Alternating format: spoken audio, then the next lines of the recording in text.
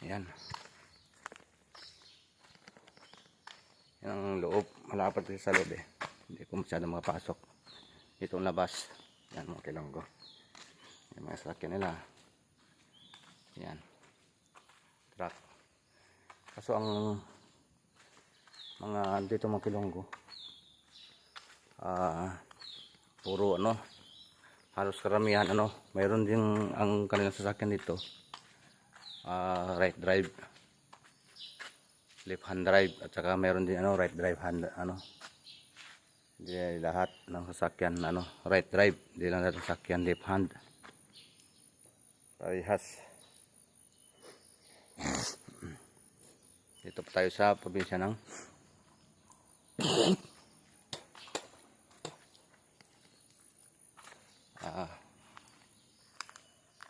trabaho. Yan. Malapad ang area mga kilonggo. Kompleto sila sa makinarya mga kilonggo. Kasi sawa ng Panginoon na mayroong niyog dito. Kung anong puno sa atin mga kilonggo, yan. Ganon din ang puno dito. Yan, mga niyog. Yan. Kung anong puno mayroon sa atin sa Pilipinas, mayroon dito sa lugar na to. Ayan.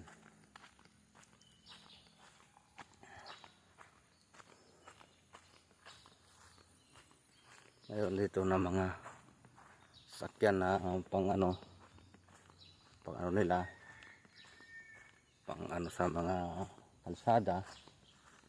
Medyo luma na iba, medyo basara na dahil sa haba ng panahon. Kasi ang mga mawak dito mga kilonggo, Pilipino din. Silang nag-una dito ngayon eh. Medyo natamaan ng pandemya sa ilang taon.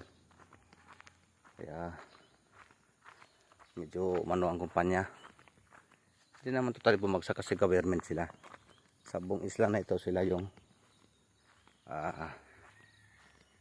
nagmamaniobra kanila lahat. Kaya yun, yan mga bulldozer doon lahat mga ano nila doon pa sa kabila. Kaya ngayon medyo ano muna kami, relax. Pero by next month medyo ano na kami sa trabaho. Kaya karating ko lang din dito mga kilonggo, no? Pero maganda ang ano kumpanya, maganda ang pag ano ng pamalakad. Mano yung mga tao dito, mabait, hindi katulad sa ibang lugar na ano, ito ang lugar na ito mabait, peaceful. Ayan o, yan ang guardia gate. Doon ang pang mga gamit pero medyo may luma na. Diyan sa kumukuha ng buhangin. Hindi ko pa rin malalakad to iba kasi mahaba mga kilonggo, no? Sawa na Panginoon nakarating tayo dito kahit na paano. Nakadalawang taon din tayo sa Pilipinas. Trabaho sa Pilipinas, 2 taon din. Pero iba talaga yung nakagisnan mo na magtrabaho sa ibang bansa.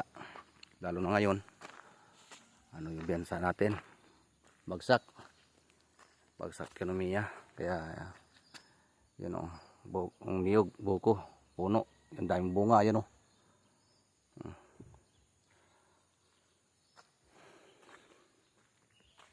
Yung ibang aming kasamahan na nauna sa amin, may pasok sila ngayon, Sabado, overtime.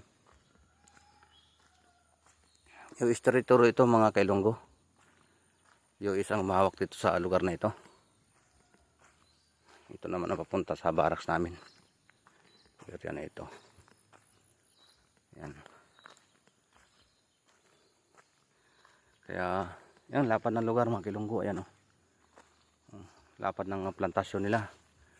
Yan. Sa kabila.